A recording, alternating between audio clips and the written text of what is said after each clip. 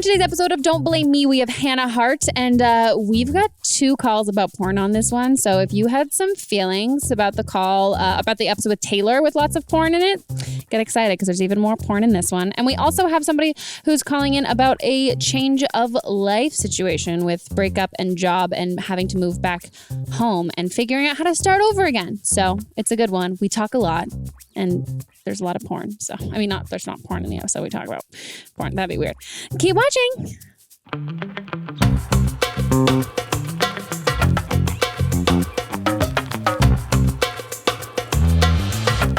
And we're here, guys. Welcome to another episode of Don't Blame Me. Today's fantastic guest is Hannah Hart. Hello, that's me. And if you're watching on YouTube, there's a chance she might be a floating head. Oh, yeah. Sorry about that. So for those of you watching with your eyeballs instead of listening with your ear parts, I'm sitting on a blue couch wearing a blue sweatshirt. And I just have to say that I did see the note in the calendar. It said, don't wear royal blue, but I was already dressed and I then just ignored it and got in my car. We love a floating head. Yeah. Sorry, Charlie. There's a heart on it.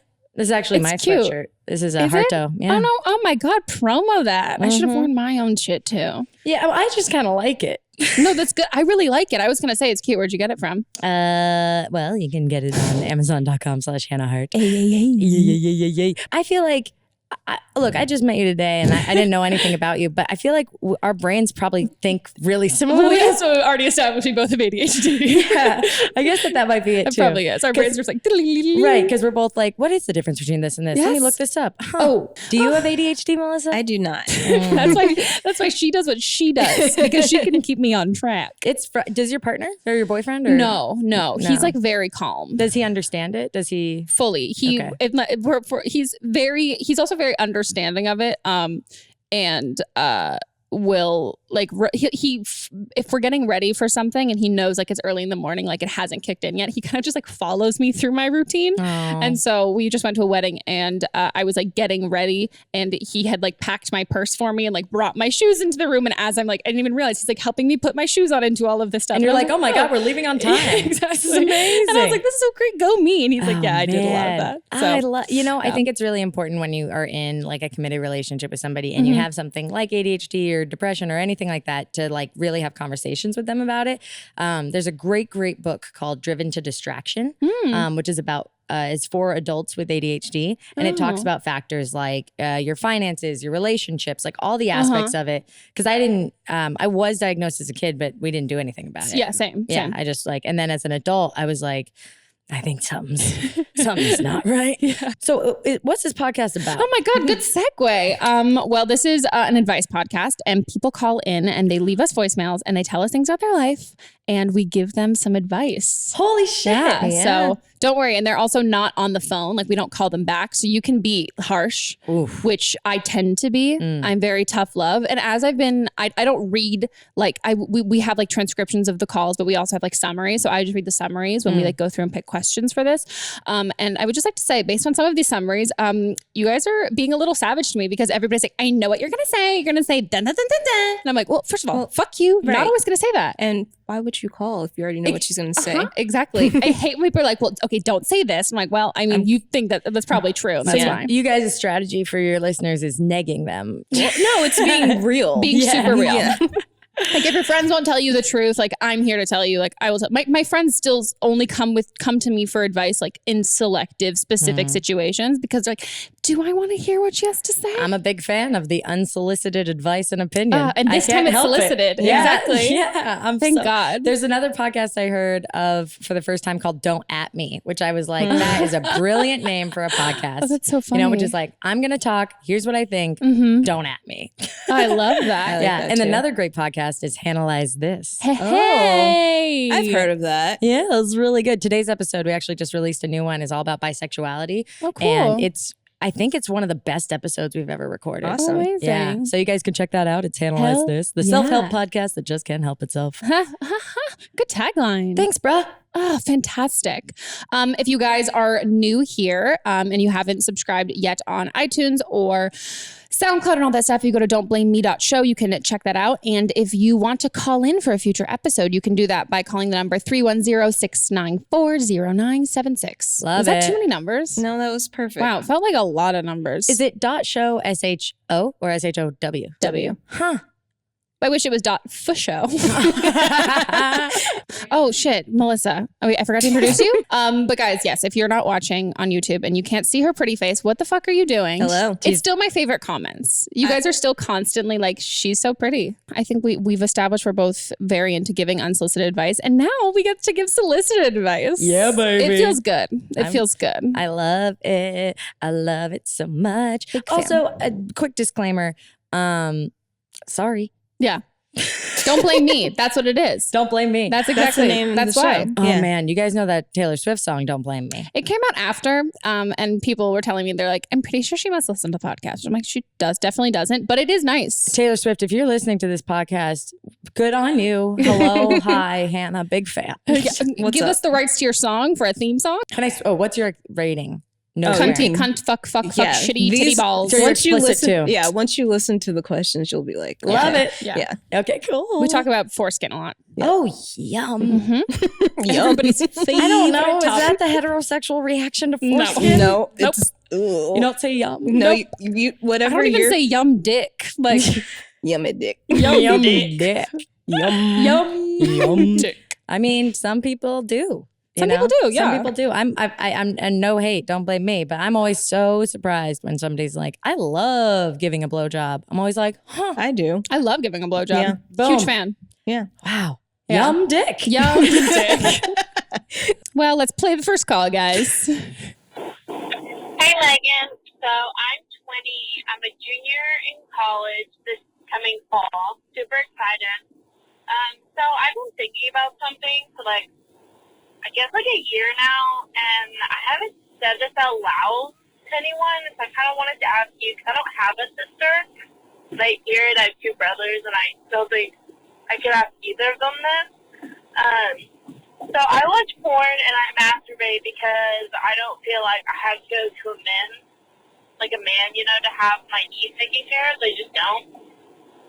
But when I watch porn, there are male, female, whatever. But a lot of the times it is lesbian or girl-on-girl porn, and I don't know if that because I identify as a straight, white woman, and so part of me wonders is I'm attracted to men, but when I want to get off, I watch women, and so I don't know if that if that changes or if it matters at all, but I don't know. I just have been confused about it. I don't know if that means I'm bi or what, but any advice from a sister would be really nice. Thank you. Oh my God. What a sweetheart. It was really sweet. I also love everyone calls from their car. I Because they don't want anybody else to hear it. And it's a privacy and I love being able to hear their voices. Isn't it great? First of all, from this call, I don't know where I read this at all, but that, I really have I can't cite the source, but from as long as I can remember, I've been told that heterosexual men usually majority of heterosexual men get off on male female porn or girl on girl porn, and then women are what can get aroused. So, women who identify as straight can be aroused by girl on girl porn as well as male guy on guy porn and heterosexual porn. Women's are just more susceptible. I don't know what. It was a big article in the Huffington Post about it. I got to read this article because in my head, I'm always just whatever turns you on, whatever magical formula helps you get off is great. And it could be whatever. I identify as a queer person and I've watched guy on guy porn and been like, this is fucking hot. Yeah. You know what I mean? Ironically, girl on girl porn, I don't really enjoy that much, but my partner who identifies as bisexual, she loves girl on girl porn. And it's I just don't think it's it's whatever works for you. Yeah. And I'm really, really proud of this person for being able to like masturbate at 20 and like take care of themselves. You know what I mean? Because like So we preach it. Therapy and masturbation. Masturbation's huge. And I didn't have an orgasm until I was like way older. Yeah. You know? Like probably around 21, 22, not way older, but I never masturbated as a kid. I didn't masturbate until I had already become. We are the same person. We are just officially the same person. Boom. And I was always very sexually confident, but like I just didn't.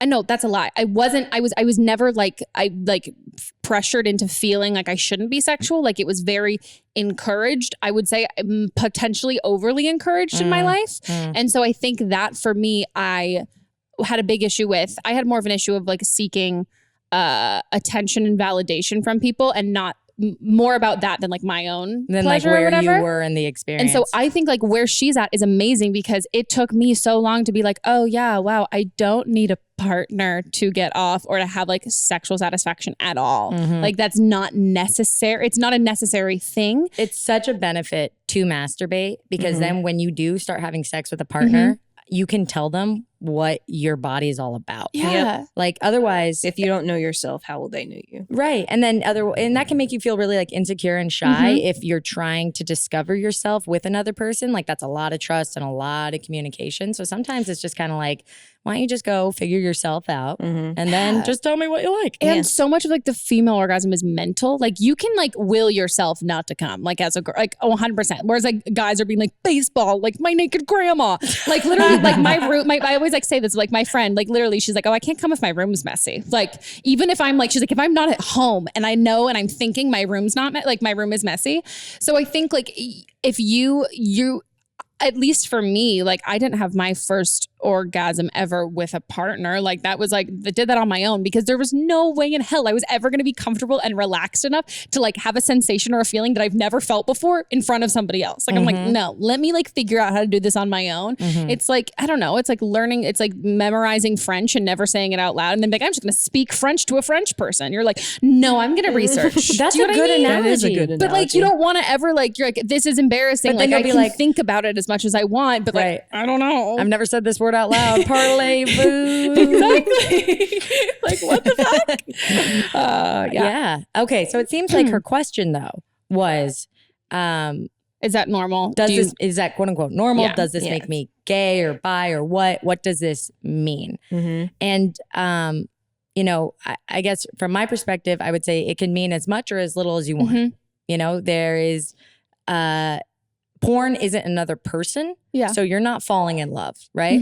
And I think that sexual identity in the queer versus straight, and I like to say queer instead of LGBTQIA, because I kind of think like socially we need to move past putting everybody in categories like you're a lesbian, gay, bi, whatever. Like I think it's just like, if straight people get one word and they can all just say straight, I just want to be able to say queer. Yeah. But the categories are all still there and the labels are still there, and it's really good because it can help people find community and identity and blah, blah, blah.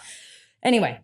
It's an umbrella. It's an umbrella term, right? It's an umbrella term. So love and like queerness versus straightness is about person to person. So I think you'll have a lot more clarity when you find yourself falling for somebody. And I would say be open to falling for somebody. Yeah. I mean, I always have said like I have always identified as being straight, but that's because I've never met a girl that I've been attracted to in that way. But that's not saying that girl doesn't exist in the world. So I think like if you just don't let this situation make you feel like you have, like this has to mean anything. Like it can mean as much or as little as you want it to mean. If you end up like having a crush on a girl, great. If you end up like being attracted to guys, great. Like you can watch like a scene in Game of Thrones where it's like two girls like getting it on, and I'm like, damn, this is hot. But I don't wish I was a part of that. But like, cool. Like that's like me watching two dudes like going at it. You know what I mean? I'm just like, this is hot. I do not want to be in that room. No, I watch gay porn with like some of my guy friends, and like I'd be like, yeah, no, this is not my like I can be like, this is like super hot, but like this isn't like something that I want like to be in like sandwiched between. Yeah, like that's not my like dream space to be, but like I can still.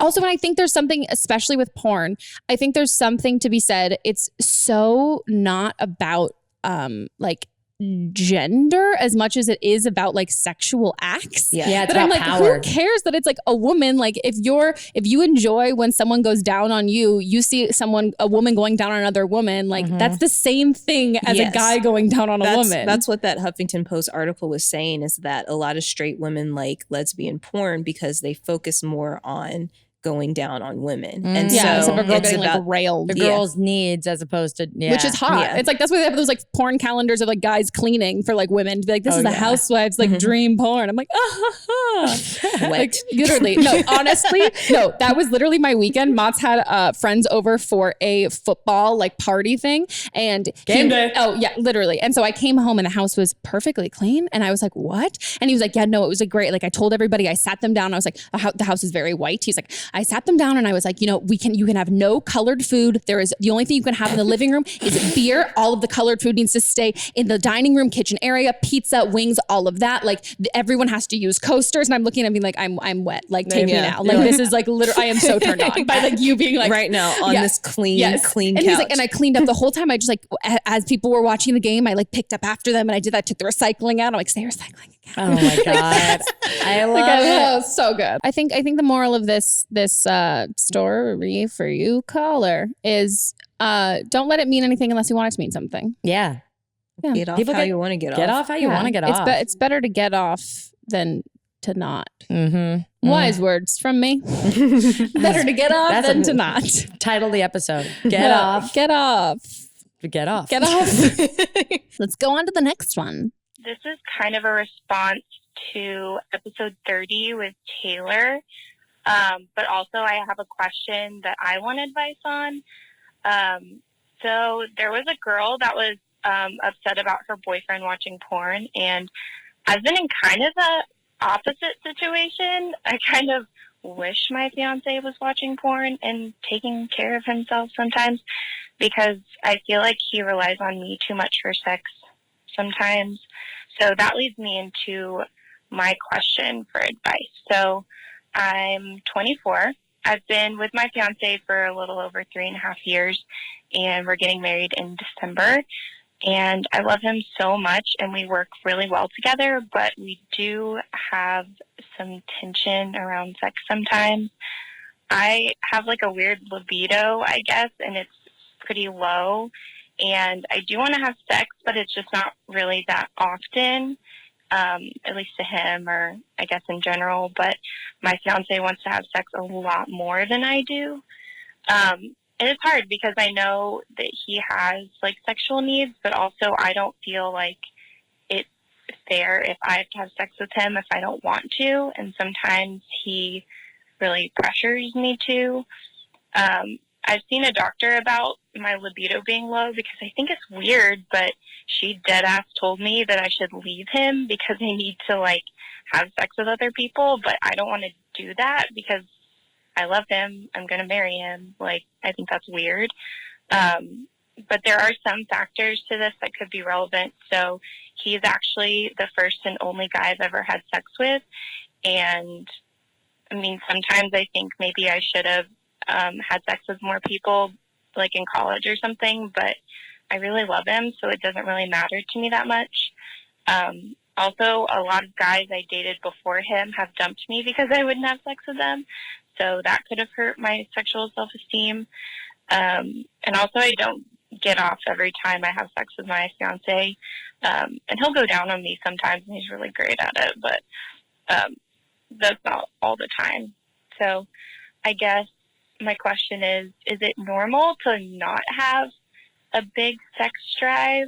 I mean, I am a girl, so I feel like it's not usually as high as guys, but in media, it seems like everyone wants to have sex all the time, and it kind of stresses me out a bit that I'm not like that. Also, like, what do you think I should do in terms of the sex drive not matching with me and my fiance? Wow. Makes me sad. That's a really real, like, things just got so real. That girl is so brave for calling in and being so candid. And going to the doctor. Like, that makes me so happy because, like, we've talked about libido and sex drive on the podcast so much. And a lot of it, we always reference, like, medications can make that fluctuate. And I think you having already gone to the doctor is amazing. I wish her doctor was a little more delicate and maybe she was saying that because if her fiance is pressuring to have sex. Well, that's the not good. biggest thing. And I wish I I don't know. I wish it feels like so first and foremost, I have two things I want to say here. Let's just take the sex drive aspect and put it aside for a second. It's the communication aspect about what she wants and what she needs for her life. And this person that she's hoping to spend the rest of her life with, I would say that they should really work on that mutual respect and communication surrounding the issue, because that will be a big factor in their lives. It seems like there's definitely room for growth there. And she has absolutely no need. It is not her obligation to fulfill his sexual desires whenever he wants. Sex is about intimacy and communication. Yeah. And two, if she really doesn't feel nothing makes her feel sexual, look into asexuality. I mean, it's a real thing. There are some people that do not have an interest. They might be, romantic, hetero-romantic, bi-romantic, homo-romantic, whatever, pan-romantic, but some people don't have a desire to have sex with a man, with a woman, with a whatever, So I would say that, and that's totally valid. But yeah, I mean, this guy sounds like a dick. Yeah. Sorry about that for your fiance. It makes me upset because so many young women are pressured into sex with their partners. Oh, totally. And it makes me sad because we can even hear from you that you're clearly a great communicator. And that to me is like, this shouldn't be 3.5 years and a wedding a couple months away and still be an issue, because and I'm going to give a little bit of tough love here in the situation. I don't know. Are you being the bigger, I'm using air quotes, like being the bigger person by saying, he's like great at going down on me and doing all of this stuff. She's putting so much blame on herself and her low sex drive that at this point, I think you need to really take yourself and your own sex drive out of the picture and be like, am I actually getting sexually satisfied? Am I saying because I love him that he's good at this and he's great at this and that I'm coming more often than I actually am?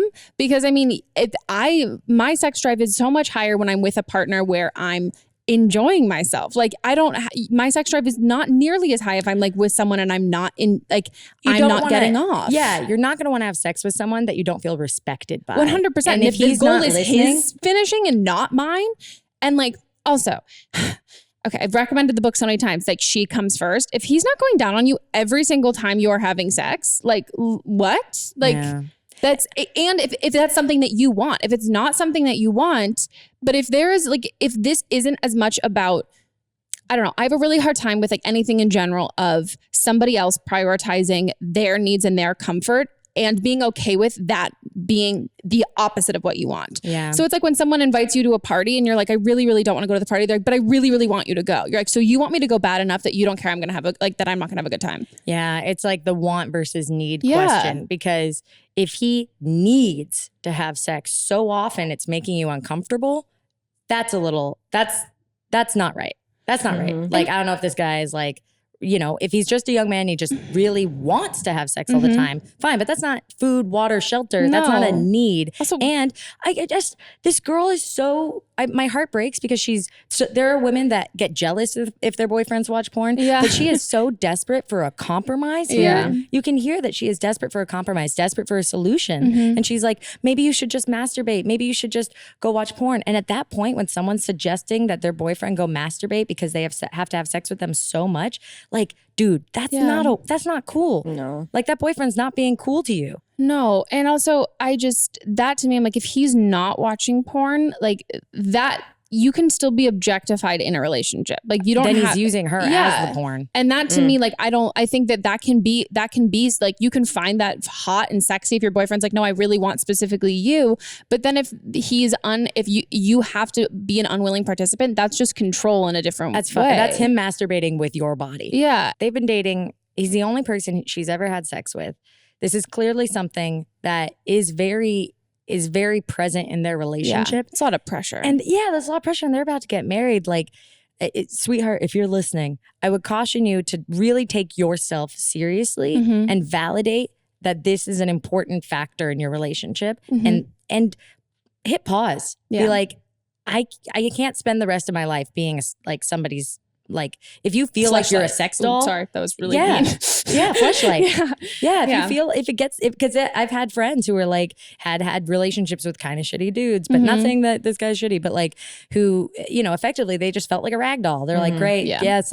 Just like, good God, please come so I can fall asleep. And it sounds like you deserve so much more. Do you guys ever get follow-ups? I'm so curious. Oh, yeah, we do. We do. Oh my God. Which Please follow up, listener, and let us know how it all turned out. Because I think if you really love somebody too, there is a sense of like you don't, and you can tell there's so much blame in her voice. Like, I don't know how much of this he's being like, I want to give him a benefit of the doubt because like you love him and you sound like a great person who hopefully has like a really great judge of character. So much of it, you can just, especially women, can really take on so much responsibility and blame for things that you make excuses for other people and that you don't always give them the opportunity to like step up to the plate. And like maybe he won't, like maybe he like won't, and maybe he's not a great guy, but you have to give him the opportunity and the chance to be that guy that you want to marry. And like you obviously see something in him. And I'm a huge believer in like pulling out all the stops and like checking off all the boxes, like no stone left unturned. And then if it means like postponing your wedding to figure this stuff out, I think it's better to postpone and like cancel a wedding than it is to get divorced. Yeah. But there's also, I think you just have to have that conversation. And also if he is like super resistant to going to therapy, just realize that like you're only 24 and she's in her 20s. You're only in your 20s. Yeah, she's 24. Yeah, you're 24. And like, if you're going to marry this person and they don't even want to go to therapy now, like the first year of your marriage isn't going to be the hardest year of your marriage. Like that's going to be kind of like, it's going to be telling to see how he's going to be as a partner for the rest of your life. And if you want to do it. Yeah. You don't need to be with this guy, but you do need to be happy. Yeah. Okay. Yeah. Man. Wow. I know. Guys, I got really invested in that one. I'm invested. I get overly invested. Please give us a call back and let us know. Yeah. And you're like amazing. I just want to say, like, we always preach like all of the I hope this next question is like cats versus dogs. Dogs. Cats. Yeah. Okay. We disagree on one thing now. Okay. Should we go to the next one? I'm 17 years old and I'm about to go into my senior year of high school. I'm bisexual and have just started my first relationship with a girl. Just for a little backstory, she's a year younger than me and was actually one of my really close friends for multiple years before we started dating. It's pretty new for both of us since we've only been with guys previously. Because we were friends before any of this started, I was pretty aware of her problems with anxiety and depression, but I guess I didn't know the full extent until we were on this level. I'm a very empathic and emotional person, so when someone that I love is hurting, I want to do everything in my power to make things better. Of course, my objective isn't to fix her because I know that that's her own journey. But sometimes I just don't know what to do when she's constantly texting me that she's sad or sending me crying Snapchats. She struggles a lot with body image issues, and I like to consider myself a pretty confident person. And sometimes I worry that that also affects her. She really doesn't have a supportive family when it comes to her anxiety and depression and just her being bi in general. For example, her mom took her out of therapy just because it was a hassle, and they really aren't 100% okay with the whole fact that she's with me, even though my family is. It does get pretty exhausting for me to constantly be the one holding her up and trying to be strong 24/7. Even though I may come off as being more sure of myself, I really don't know what I'm doing. I guess I just wanted to know what I could do to not only help her cope, but also to help myself as well. I know that new relationships come with their own hurdles, so I just want to be as happy as possible. Oh my God, 17. Yeah. Wow. And that was incredibly articulate. And I feel like we really got like the full scope of kind of what's going on. Yeah. Wow. Oof. Wait. Oh man. Well, I've got a million things to say. Take it away. Well, so first of all, listener, what do you have a name for your community? Your sweet babies? Sure. Little fuckers. Little fuckers. Hey, little fuckers. Little fuckers. Now, was that a little fucker or a sweet baby? I think so far we've had 3 out of 3 sweet babies. So this little fucker, sorry. I really appreciate how much like research and thought and consideration she's clearly put into this, you know, by saying that she knows it's not her responsibility to fix her. I feel like your heart is in the right place. The hard part is when you have someone with, you know, depression or anxiety, especially if they're not in therapy or they're not being medicated, they can be like laying in the mud a lot. And obviously when you love someone, you want to lift them up out of the mud, but you can't always lift someone up out of the mud.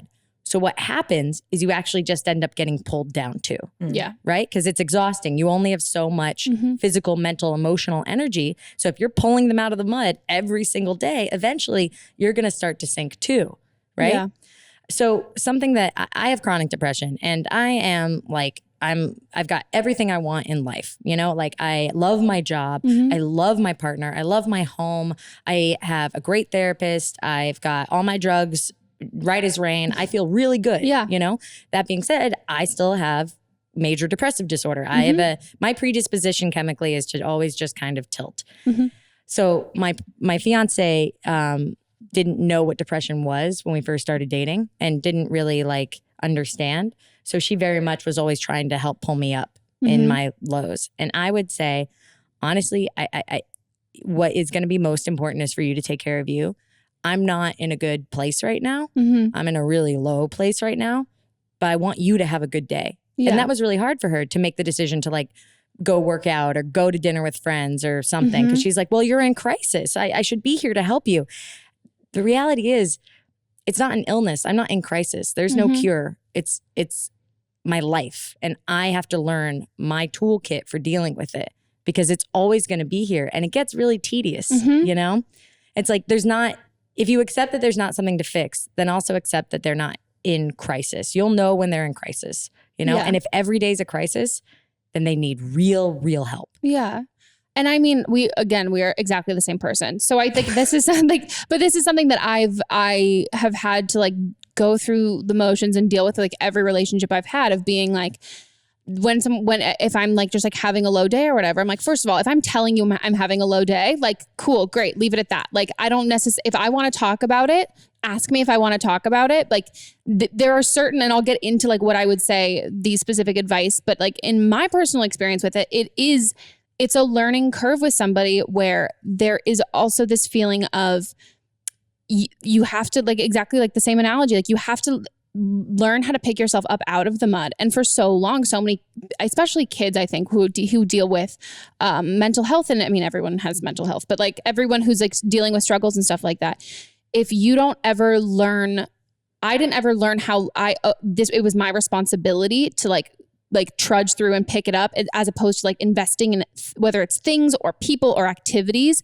that were going to like make it better. I was like, no. The reason why I'm not good is me. And the only thing that is going to make myself good is me. Like there aren't other factors going into my life as opposed just it's chemicals. Like that's what this is. And this is all internally in this house that I live in this body.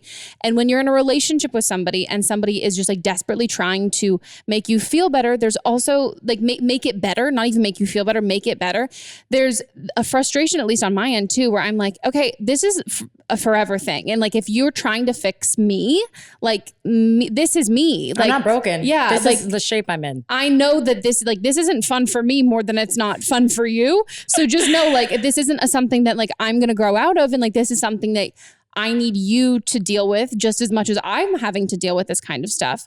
And then it's kind of like if somebody, like let's say somebody has chronic fatigue because they have lupus, right? Yeah. And sometimes, some days, some months, I call my depressive stuff downswings or like a low. It's like I'm just the world is dark today. It's like everything's in black and white, you know? So like if you love somebody that had lupus and they were like, I'm so exhausted, but you know they have lupus and you know sometimes their lupus flares up, you wouldn't be like, do you need coffee? Do you want a vitamin B? Do you want to do this? Red Bull? Should you exercise? Yeah. Do you want to blah? You'd be like, oh, okay, it's a lupus episode. Got it. You sleep all day. I'm going to go have a good day. Yeah. Big disclaimer. You and I are both talking from the perspective of people that have done the self-knowledge, the growth. They're 17. We're older. Yeah. you know, for the situation you're in, listener, little fucker, sweet baby, you know, as hard as it is, you need to set the boundaries as you have them, because that's the only way she's going to learn. Yeah. You know, and it 100%. sucks because she might not be ready to understand her depression, but you have to set, or her anxiety, you have to set your boundaries so that she has something that she has to, you know, she has something she can work with, not just always being there, because then you're just enabling her to always have to rely on another person. There's also some guilt there that, like, for me, if I'm feeling really depressed and shitty, like sometimes it's the worst when people are like, how are you? Like, let me stay home. Yeah. And I'm like, the entire time you're staying home, I'm going to be looking at you thinking that the reason why you're here is because of me. And then I'm going to feel more upset. And so that's something too, that like, as much as you think you also might be helping her, there's the enabling thing. And then there's also this feeling of being like a charity case of somebody, of being like, wow, I just like opened up how I'm feeling. And as opposed to feeling rational and like normalized, of being like, I totally get it. Even though maybe you don't personally relate to it, of being like, yes, this is so normal. Like, you're so good. Like, you don't need to stress about this.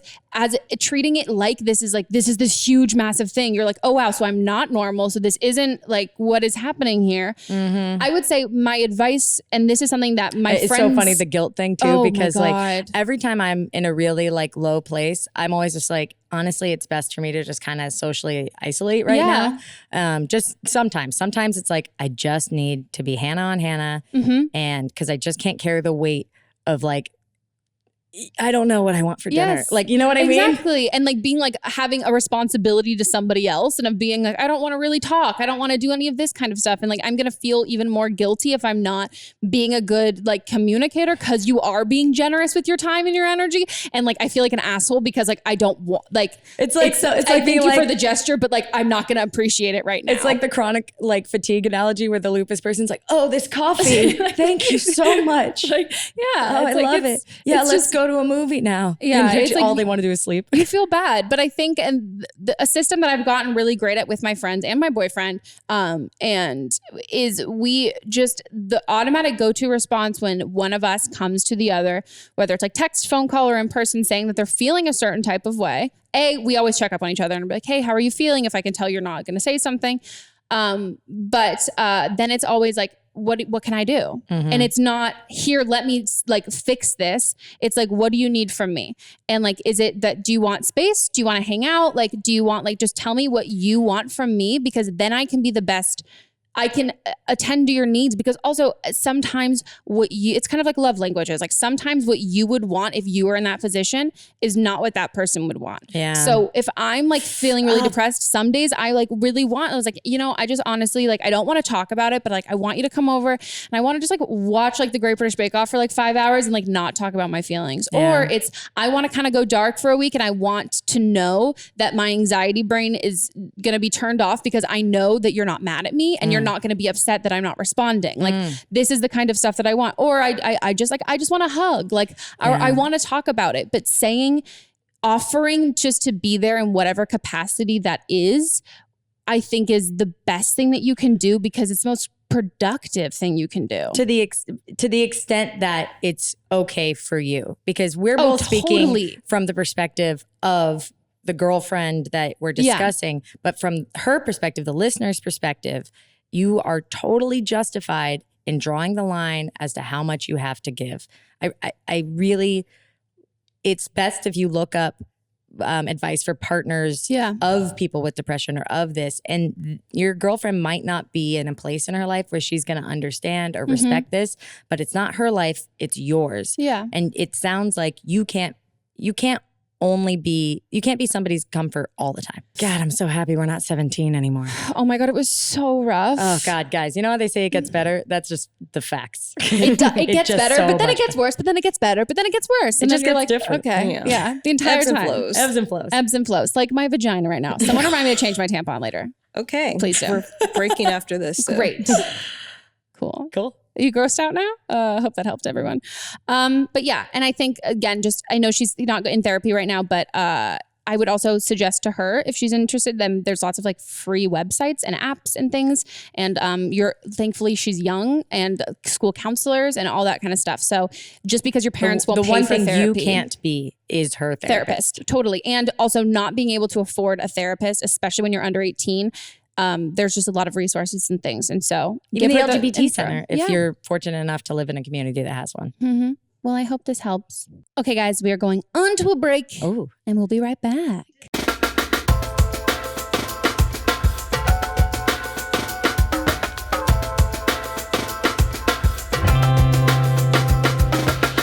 Sup guys, Meghan here. Oh my gosh, this is an exciting ad because guess what? Well, I mean, you're not gonna be able to guess. Also, it's not a call and response thing. I spent the past weekend making and revamping the Don't Blame Me socials. So you guys already know that you can subscribe to us on iTunes on the podcast app, which you should do, and leave us a fantastic review. But now you can also go on our website, don'tblameme.show, and you can see the hard work that I put in designing this website. I feel like I did pretty good. It's cute. I'm looking at it now. There's some things I'm going to change, but guys, I'm just like, it's a work in progress. And on there, you guys can see where all of the videos for the podcast are. You can see where to listen to it on SoundCloud as well, on YouTube. You can figure out how to call in, email us, tweet, and then you can also check out our brand freaking new Instagram. Yes, I made us an Instagram. It's called Don't Blame Me Pod. So search that. And also when you search it, it kind of looks like it says Don't Blah Meme Pod. But that's just because you see me and the blame and then the me after that. And it just turns into meme when I see it because, millennial. I'm very into this Instagram account. It's premium content, mostly because I cannot not have a theme. So there's a theme starting. So I'm really excited. We're going to be posting when we have new episodes there. Hopefully some BTS stuff, maybe some IGTV things and all that. So yeah, guys, look, you can follow us all these multiple places now. Hit us up on the Insta. Slide into our DMs with... PG-13 stuff. Like, I can handle it, but, So, thanks, guys, and back to the episode. Guys, we are back from the break. Hello, I hope it was good for you. It was good for us. Changed my tampon in case anybody was wondering. Everything's still there. I like you guys' hand soap. Peppermint. It's nice, isn't it? I'm a big fan. I love it. Okay, guys, let's hop into the next call. I'm a sophomore in high school. I just started sophomore year. And I had a girlfriend all summer. And I have this other friend who's like my ex, but also friends with benefits. But me and her stopped being friends with benefits when I got with my girlfriend that I had last summer, obviously. And she was just kind of flirting with me all summer and like saying all this stuff. And I'd be like, no, we can't. I have a girlfriend. And then I broke up with my girlfriend. And I was like talking to her, and we were like, I thought we were flirting and stuff, but then she's like, oh yeah, and she keeps like talking to me about girls and like wants girl advice, and I'm like, but I thought we were a thing, and I don't know how to tell her that, because every time I tell her that, she just like ignores me and doesn't really say anything. So I don't really know what to do. Damn, Play's gonna play. Yeah. This like little 14-year-old. I had even my first kiss my sophomore year. Literally, like oh, good God. Play's gonna play. I know. She's like, so I'm out here crushing the game. So many girls. Oh man, let me ask you about bitches, man. I just got I got a lot. I got all them bitches. All them bitches. I thought she wanted to get up on this, but like maybe not. Weird. Well, why not? Wow. I think it's hard because I think my advice, if she was older, would probably be a little different because my insight on it would be different because at that age, it is difficult. My automatic thing would be if she's not being straightforward and honest with you, she probably doesn't have feelings for you. But then I think like at that age, I was all about like the like go around and like being like, oh no, I'm like asking for like boy advice, but like the boy is actually you. Like, oh yeah, do you know what I mean? That So like kind of thing. there's a little bit of like, it's kind of a toss up where you're the only person who knows her. And I think, I don't know how long did she say this has been going on? I guess, summer. Well, just remember though, also like, she's sophomore in high school and, I would say that like, it's just, I'm so happy for this caller because this little fucker This is a little fucker. We got our first little fucker. Greasy babies, little fucker. Is like, it's really great that you have a fun friends with benefits relationship. FYI, friends with benefits is like the most complicated thing that anyone could do in the entire world. The question is, how do you feel about her? And if she doesn't want to date or go back to being friends with benefits, do you want to be just friends? Yeah. That's the only thing you can focus on. It's not about this other girl's feelings. Because if you're like, hey, I like you. Do you like, what's up? And she's like, tiddly hee, and like runs away from the question. You know, she might not like you back. And then you have to ask yourself, am I cool with that? Yeah. And then also, do you really like her? Or do you kind of like this game and this chase and this interest? And also, does she know that you like that? And that's why she's kind of doing this. I hope this kid didn't break up with her girlfriend for this other girl. I don't know. It doesn't sound as, no offense, it doesn't sound as romantic. Like it sounds so flirty and not so feelings driven. So I think I would figure out that, because I mean, I'm so quick. I've always been very quick of being like, oh, I broke up with my like boyfriend or something. I'm like, oh, that guy that I used to hook up with, like, let's hang out, and not really thinking. It wasn't really driven by like my like romantic feelings towards them. It was kind of more just based on the fact that I'm like, A, this doesn't add to my number. Like, B, like I like you, like we're good friends. Like I find comfort in like you. Like checking the romance box. Yes. Yeah. Like, yeah. Okay, cool. I'll just date this person now. But it's not like it's not like I've been like longing for you and like kind of like pining after you. It's kind of more, you're just in that circle, and I do find you attractive and I do like you as a person, but like in the scheme of things, like, do I really care about you that much? Because also friends with benefits it's nearly impossible to be on the same page. Oh, so man. even Friends if with you benefits, thought that, she might have had more feelings for you, or like maybe she really likes you as a friend, but like doesn't want to hurt your feelings, that she's, because she could be talking about another girl to try and like ease you, being like, yeah, I'm not that into you, but I don't want to say it like that. Right. I don't want to say it directly because I don't want to hurt your feelings. Yeah. Or she could be doing it to mess with your head in like a weird cat and mouse like crush game. That being said, like, I feel like friends with benefits only works for like polyamorous people, because like somebody's gonna get hurt. You just don't want to be the one that does. You know? Yeah. I did it. I did it I did it like real for once, like actual like hookup. When I was in high school, and we both were like fine, but it wasn't. It like got to a point where he was like, why'd you cheat on me? I'm like, I don't think it's possible for me to cheat on you when we're not together, buddy. And it was like, even he was like, oh, cool. Okay. I didn't know. And it was like, it was just the communication. It's not even like he was like butthurt or like hella sad about it. It was just kind of more like, oh, you're right. I guess we just never really talked about it. It's like clicking the, checking the terms and conditions before proceeding. So you guys just need to figure out what your terms and conditions are, and then you can go to the CAPTCHA and move on. Exactly. You know? Read that shit. Read that shit. So I feel like this little fucker needs to just figure out, A, if you are just friends, are you cool with that? And B, are you just friends? You know, like. And I think the more straightforward, she might be giving off like this kind of like you're saying, this cat and mouse, like flirtatious thing. And you might then be asking her if she has feelings for you, matching that. And then neither of you are really saying anything. So I think if you really do have feelings for her, even if she's just doing this flirtatious kind of getting out of the question, you don't match that. Be straightforward with your feelings, and don't really, not that I'm saying don't give her an out, but like don't make it a yes or no. Make it like something that gets an answer. Get your answer. Exactly. Unless you're into the game too, because you know, you're such a, I loved that game when I was young. I love a chase. I love a chase. I had one friends with benefits relationship very briefly as an adult with just like a friend of a friend kind of thing. And like we hooked up after one party, and it was funny because I think now I could have done it and it would have been great. But at the time I had never done it, and I was like, and I didn't like this person. I was super attracted to her. She's super hot. And I was like, this is great. And then I was like, so do I need to have a crush on them? And then I was kind of trying to force myself to have a crush on them.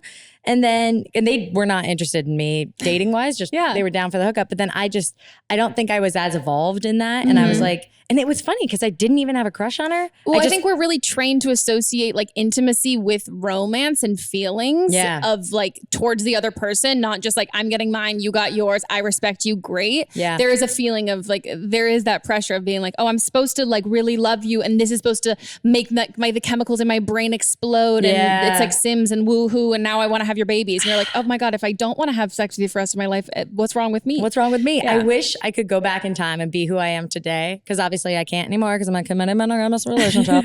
But I wish I could have been me today and had this and just been cool and casual and been like, so we hooking up tonight or no? Or like, okay, great. You know, because she was cool. Yeah. But yeah. Instead I just overthought everything and panicked. Oh yeah, I relate to that. It's a good time. Always an option. Always an option. Always an option. Have you Usually thought the about first one I do. panicking? Have you thought about freaking out and losing your goddamn mind for no reason? You should try that sometime. Yeah, that'll be great. It's gonna work out well. Okay, should we go to the next? Hey, Meghan, Mel, and guest. I'm just going to jump right into this. I am 30 years old, and last year I left, my boyfriend of 4.5 years and I broke up. It was like a mutual breakup. That's all fine, whatever. So since we broke up, I've had to move back in to my dad's house, which has not been ideal. And I work full time, but I don't make enough money to move out of my dad's house on my own. And so I got my bachelor's degree in May of 2018. So I've only been looking for a job for the last 3 months. I've had a few interviews, a few job offers, but they haven't been the right ones.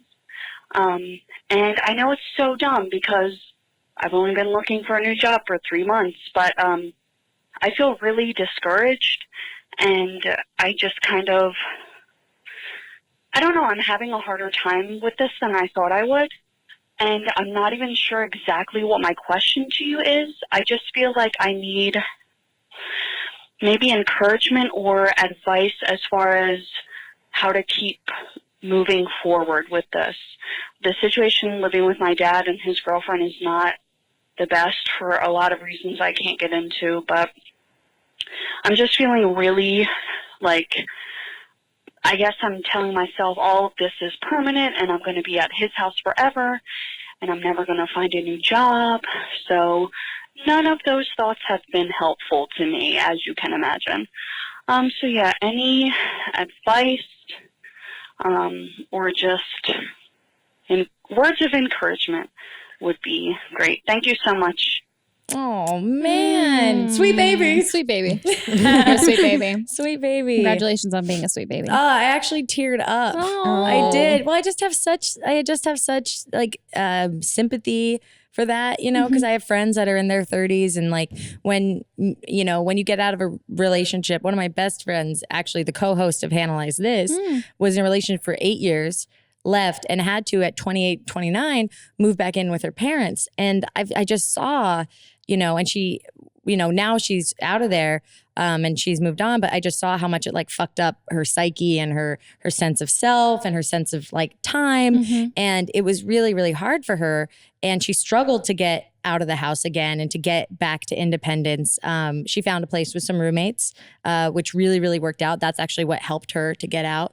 But yeah, like I said, Hannah, that's why we call it Analyze This, is her name's also Hannah. Oh, yeah. Nice. Yeah, we analyze. Yeah. Thank you. But, Hannah's 33 now and she's so much farther than she was, but she was at the exact point in time at 30 that this sweet baby is also. So my heart goes out to you. I have nothing but love for you. And like Hannah pulled herself out of it.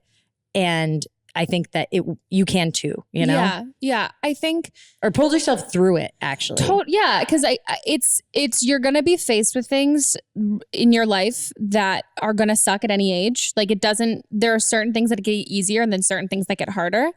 I think especially as you get older, it's this chase of this like non-tangible idea that we have of success that always gets like farther and farther away as we get closer and closer. And so then when the rug is pulled out from underneath you and this idea that you had of your life and that kind of goes away, I think there can be a lot of like blame that we automatically put on ourselves of being like, wow, I am worthless. Like, I can't believe I did this. Like, this is not where I wanted to be. This is not where I thought I was going to be. Right. And I don't know if anybody ever really ends up where they think they're going to be. Like every step, you're always like, this is not how I planned to go this way. But I mean, it's going to get me in the way I want to end up. But I don't think you ever really plan those kind of tangents that make you, that get you to where you want to go. Right. It's not intentional. It's kind of like, yeah, exactly. And those tangents can feel like, oh shit, this is about the entirety of my life right now. Yeah. So try and break it into smaller pieces. It sounds to me like the primary focus, like don't worry about your career path. Don't worry about finding a partner. Don't give yourself all this pressure for all of these things that you don't feel like you have answers for.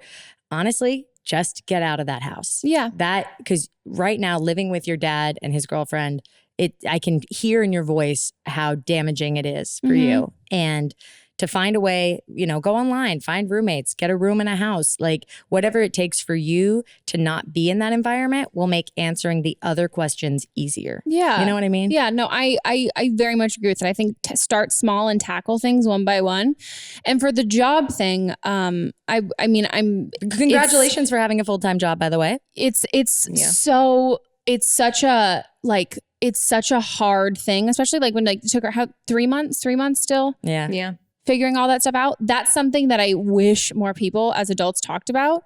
I have like a weird job where like my job is constantly being like, I'm putting all this time and energy into a job that I probably won't get. Like I have no job security. Yeah. And so there's like that stress and that fear of being like every single day, you have to like pick yourself up, and also you have to you face rejection, and then you have to still manage to be like, okay, well, let me try again. Let me try again and try again and try again.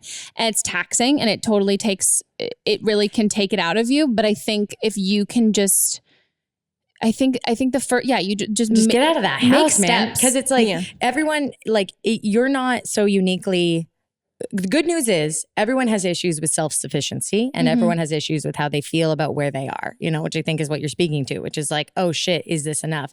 But like right now it's like, drive Lyft in the evenings, do whatever it takes for you to get enough money and get yourself into a different environment. And then things will become more clear when you're in a better place to have the questions that you're experiencing right now. Well, I think it's overwhelming when there are so many things that you wish were different and that you want to change. So yeah, focus on one and then write it down. Be like, this is the one goal I'm going to focus on. One goal right now. This is how much money I need to make. I'm going to look up the median of rent. If I had roommates, if I had one roommate, if I had two roommates, if I had three roommates, I'm going to look up how much the median of rent would be, how much I would need to save to do this, like how much I would need to make per month when taxes are taken out.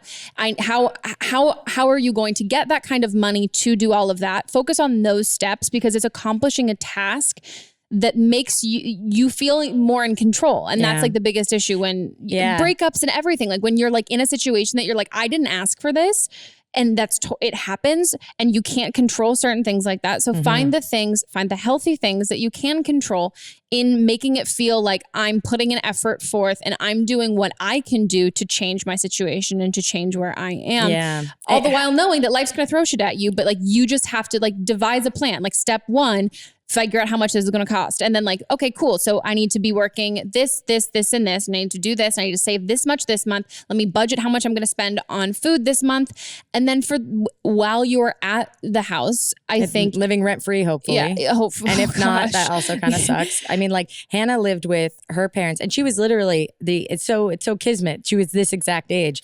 And like I said, we talk a lot about it on Hannahlyze This, but living with your parents is so regressive. You regress, you convert into your child self and your identity. And for a lot of people, and it sounds like with you, that's not a healthy experience, to be like, oh shit, and that contributes to the feeling like you're not at where you should be in this point in time, but that's all in your head. Yeah. Because you're basically, don't think of it as your dad's house. Think of it like you're living rent-free somewhere, hopefully. Airbnb. Maybe rent-free. Like you got a brand deal with Airbnb. The Airbnb, you want a contest. You want a contest, and Airbnb is letting you stay at this place. Yeah. And then when you're there in the house, you're an adult. Like you're still an adult. It might feel like you're a kid again. It might feel like you're going to be disciplined.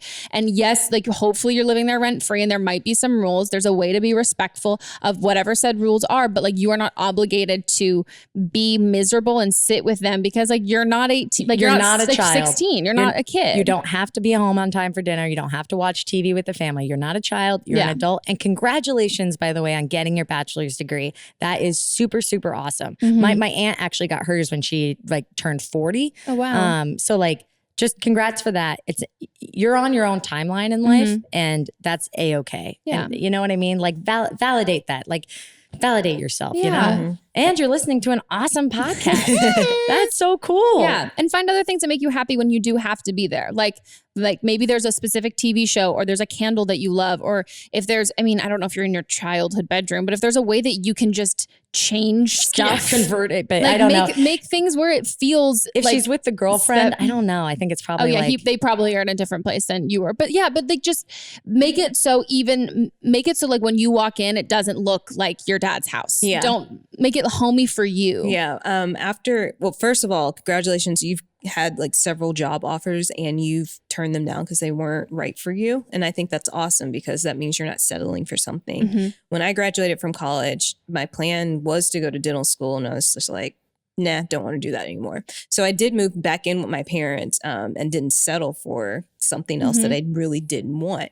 And when I moved back in, I set ground rules with them. Like, I'm an adult. I don't have curfew. I'm here. And I did offer to pay like some rent, but I was mostly there so I could save money because I had decided to move here. So I was working a job, saving money. Like you said, changing your environment. I painted my walls green. Like I changed everything that was about my childhood. It was not the same anymore. And I also I didn't tell them like what I was doing every day. I'd just come home when I wanted to. Yeah, you don't need to check in with them. Right. But I also realized that I was staying under their roof and not taking advantage, but like I was taking advantage of not perks. having to pay like a full rent. So I would buy groceries and sometimes I would cook. So it's just like being respectful of them too. Yeah, treating them like you would roommates. Like, there's like you don't have buying to toilet paper and stuff. Yeah, like you don't have to check in with your roommate and be like, hey, I'm going to be doing this and all that stuff. But then there's other things that you're like, okay, cool. This doesn't feel like I'm oversharing or I don't feel like I'm sacrificing my privacy, but I can do something nice for you too to kind of show that. And just in case, because again, we don't have the full picture, if they're asking you to do too much, like, you know, being like, well, if you live here, that means you're responsible for all the dishes or everything, every blah, blah, blah. Like, we don't know the situation and it could be one of many things, but what matters is you making it the situation that's going to be best for you and finding compromise, not sacrifice. Yeah. You know? Like there's a huge difference between the two. Yeah. Yeah. My mom did pull the thing like, you need to wash the dishes. And I was like, I'll wash the dishes that I make dirty. Like I'm not and gonna if everyone does that for themselves, there won't be dirty dishes. Exactly. Like, you don't need to teach me chores. Right. Like I'm an adult now. We all can fend for ourselves. Yeah. And congratulations. I know that ending adult relationships as an adult is so hard. And I can't, you're reeling right now. Your life has been tossed up in the air and the pieces are coming back down. Pick the one piece that, you know, it sounds like we're all in agreement on, which is like, you know, figure out what it's going to take for you to get out of the house and good job. And good job for reaching out, you know? Wow, I love your listeners. Aren't they great? Yeah, they're the best. I love the sweet babies. I love the little fuckers. I'm a little fucker, so I relate with them. I'm like, oh, you little fuckers. Oh, you little fuckers. But yeah, I think the last thing I'll say on this, which this is totally maybe doesn't even apply. if your dad, if they have like an unfurnished basement, or they have like some area that is a little farther away and isn't so like check in on the house, maybe you can offer to be like, hey, like let me help like redo this and like do this kind of stuff, and then I can stay here, and kind of, if there's a way to get more physical separation, I would say that. Or even if there's like if there's an office that's maybe the guest bedroom's right next to their room, maybe if there's like a downstairs office that's small next to their exactly room. Like if there's a way to even just do that and see if there's even, because it's even a couple doors down is a better space for that. Yeah. You don't have to come home as soon as you're done with work. Yeah. I would go work out after. Yeah. Go for a walk, go work out. Maybe there's a cool board game community that has like Monday night. Like that's what I would do. And talk to your friends. I know that there's so much pride that comes with wanting to act like you have your shit together. And the greatest comfort I've ever realized as growing older is that I'm like, the more I talk about not having my shit together, the friends that I thought really had it together totally didn't. And I was like, oh, cool, we can talk about this kind of stuff. So I think that'd be great too, because maybe there's like a friend of yours that is like, oh yeah, maybe they seem like they've got it all and they're like married and all that stuff. And like, maybe they're really not happy. Maybe they could also be looking for a friend and stuff. And I think it always takes one person in the friend group to kind of admit that they're not doing so hot for everybody else to be like, cool, can we talk about this now? Neither am I. Have a good system like that. Yeah. I mean, we don't fucking know. Yeah. Troll. Okay. Are we good? We're on to, so this is the part where we either have, there's another segment? There's a segment. I love segments. Would you like to explain the segment? Sure. So this is Producer's Corner. So this is where I pick either a call this week that I really liked and thought I'd share it, or it's a callback. The caller's calling back to update us on what's going on in their lives. And then there's also other listeners calling and giving advice on past calls. Oh, love that. So it's kind of letters to the editor. Yeah. Producer's Corner. This week, what we have is someone that is sharing their advice on a situation. So this is from the episode with Ashley Perez about Love her. She's awesome. She's great. I love me some Ashley. When I got dressed today, I almost put on like a little white shirt and tied a bandana. And then I was like, it's too close to the episode with Ashley, because I complimented her outfit and told her I was going to copy her. And I was like, I can't copy it on the podcast. Like I have to do that in real life. In real life, yeah. Yeah. And so this is someone, so the original call was about two girls who had just started dating. They had been friends for years. Oh, it's romantic. And they had just, but now the dynamic has changed where their parents won't let them stay the night. Well, and so what Ashley and I had said was both of us had talked about how her and her current relationship, that they were friends first. And that's how my boyfriend and I started dating. And we both talked about how when we were just friends with our partners, we would say, I love you. And then as soon as we started like liking them, we're like, oh, I can't say that anymore. And so we had to backtrack. And we both did say that we felt like it was actually kind of nice to kind of start fresh and start over, and it was exciting. And that one of the girls, her parents are fine with them having sleepovers there, and the other ones aren't. And she didn't say that there was like, they didn't dislike them being together or anything like that. I actually think, to be honest, like, being queer, you're always looking to be treated the same way as a straight couple. That's what Ashley and I were like, no, my parents would never have let me had like a boy sleepover that I was dating even at 19. And that was our exact same thing of being like, I don't. It's kind of cool. They respect the relationship enough to be like, well, now you're dating and we don't want to hear you have sex in the house. Exactly. But it was cute though, because they've been like friends forever. Like childhood friends, and they fell in love. I'm going to literally listen to this episode on my drive home. I listened to this clip like of this call multiple times. I can't even explain to you. It's the happiest story in the world. It's just so fucking cute. I can't wait. I want it to be a movie, really. So this is someone else calling in to respond. They've got their own experience or advice with it. So I'm personally not gay, but my older brother is, and he and his boyfriend had the same situation when they were 18, and they had started dating each other once my brother realized that he was bisexual. And my parents were super strict about it. They wouldn't let them just spend the night in each other's rooms anymore, and it totally doesn't have anything to do with them being homophobic or anything, because his parents were kind of strict about it too. They just didn't want them having unsafe sex until they were both tested and they had figured out everything. And it was the same rules for me and my sister that applied to my older brother. And my parents were super understanding, and plus it is like their house. and you're living there as an adult going into college, so you kind of have to respect them, which I think you guys also said, and I thought that was really good.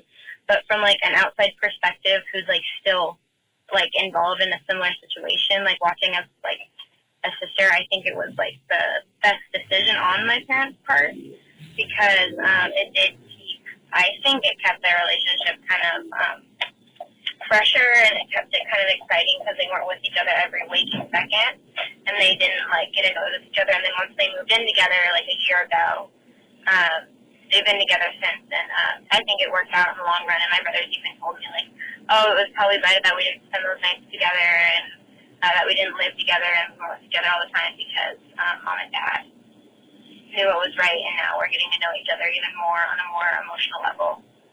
But it worked out, and my brother's really happy with his boyfriend, and everybody's happy. So I hope everything works out with her. Oh man, I love that. I love It's that a second too. story that's just so happy I and know. cute. That's so great. And like, wow, what a rad family too. Mhm. Like, Mhm. I just think that that's just so lovely. You Well, know? it's exactly like you said. You're being, that's a perfect case of he was being treated exactly like his heterosexual sisters, and they were with their relationship. So the parents were like, no, all the rules apply to everybody. Yeah. And I said to my sister, she had her boyfriend come visit, and I just said like, you cannot have sex in this house.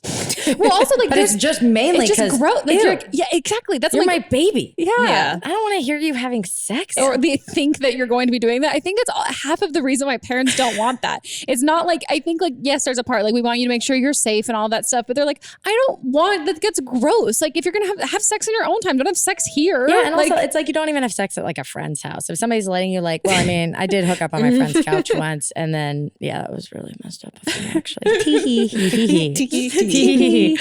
Oh man, but that's great. Yeah. that makes me really happy. And it makes me happy to hear that they're like excited that they're still together too, because that it makes sense, because there is that bonus of dating someone who's a friend, but even anyone you meet in the like as an adult, or you're not going to automatically move in with them usually. So there is kind of that, you get to enjoy that build that you kind of, I don't know, people get sad about missing out on that kind of, oh, is he going to text me back? Or is like she going to text me back? Like, does she like me? Does he like me thing? When you've been friends with somebody. And this is a way to kind of get that excitement and that. I feel like a slower pace has never hurt a relationship. You know, it just like helps you maintain your identities as individuals. Yeah. And like, I think it's great. I love it. Oh my gosh. Is that it? That's it. That's it. Oh my gosh. Thank you so much wow. for coming on this podcast. Thank you for having me. I'm a new fan of the show, and now I'm gonna like literally subscribe after this, listen to the Ashley Awesome. episode, and I hope you check out Analyze This, and we'll have you on. I would love to come on. Yeah. I love analyzing things. You're pretty good at I analyzing. can analyze whatever. It's pretty great. For those of you curious, it's Hannahlyze, spelled HANNAHLYZE. This available wherever you listen to podcasts, and very soon we will have the lovely Meghan as a guest. Oh, you just hit your almost teeth. made it. Through the whole You almost made it. Every episode. You like to get up on that I mic, do. bro. I like do. I to talk like this because I'm like, this feels funny. You're like, I feel safe here. I do. I do Yeah. because it gets ASMR. Yeah. Yeah. Wow. Ooh. You made it. Let's do like it. an hour That and was a the half. most I've ever made That's it. the longest. I'm never not going to hit it with my teeth. If you guys enjoyed this episode, make sure to subscribe on the Apple Podcast app or SoundCloud or wherever you get your podcast. Don'tBlameMe.show. And if you're watching it on YouTube, do that. And then if you're listening to it, you can go watch the video version. And jury's still out if you'll be a floating head. We don't know yet. I We'll see. mean, I'm pretty stoked. If I am, that's fine by me. It's And if you're on YouTube, sorry, if you're on YouTube and you want to find more of me across the internet in general, I'm on YouTube, Twitter, Instagram, etc. at Harto, HARTO. Woo, woo. And Melissa and I are walking around in the real world. Actually, I'm rarely walking around in the real world Me unless it's too. Whole Foods. Yeah, let's be real, guys. I'm in my I'm I'm in my gonna head head. home except after for when this. I come to podcast. Exactly. Oh no, I have to take my car in. Oh, yeah, you do have to do that. You can check Melissa and I. Our socials will be down below as well. And if you guys have something going on in your life that you want some advice on for a future episode, please leave us a voicemail at 310-694-0976. And international listeners, you can record a audio file and email it to meghanpodcast@gmail.com. And these were some really great calls. So also if you listened to this episode and you heard these calls, they were concise. They explained a lot. If you want to model your calls after these are the star pupils. I mean, that's been a lot of. Do you have a calls. time limit? Like 3 minutes. 3 minutes is Someone a DM'd long me time, and she was girl. like, I can't get under like 15 minutes. And I literally responded, I go, girl, I promise you. You can. I promise you that whatever you're saying, she's like, I just really feel like you explain. Like, you say it one time, I'm going to get it. I'm going to get this one thing. I think that's what it might have been the same person because she DM'd me too. And she was like, I can't get under 15 minutes. And she's like, and I hadn't responded yet. And then she's like, what happens if it doesn't? She called in and she got cut off. And she's like, oh, I get it. Yeah, that's what I responded. She was like, well, I actually got cut off. I'm like, no, you will. Like, we won't know the end of it. So finish the story. Also, if you're listening and you're like, oh no, but it's different because of this or because of that, stop. Nah. Just even if we don't have the details exactly right, just get out of it what you can. It's not about making us understand all the complexities. Because we'll get it. That's the thing. I mean, if you want to pre-order my book, haha, you're not special. No offense, you're not that special. Like these issues that everybody has. Is that the name of the book? Yes, that's the name of my book. It's called I thought you were saying like you of all the people who also want to pre-order my book. You're all not special. No, but that's the thing. With the calls especially, we get so many repeat calls, and so many times in the repeat calls, people are like, I just feel like I'm the only ever person who's ever gone through this. I'm like, no, there's like 19 that are exactly like this. So know that you're not special. We'll get it. Don't worry. Yeah. Also, don't like preface it with things like this is going to be so long. Like you've wasted time there. You could have been filling in the story. Don't tell me it's going to be long. Yeah. And we'll see you guys next week. Goodbye.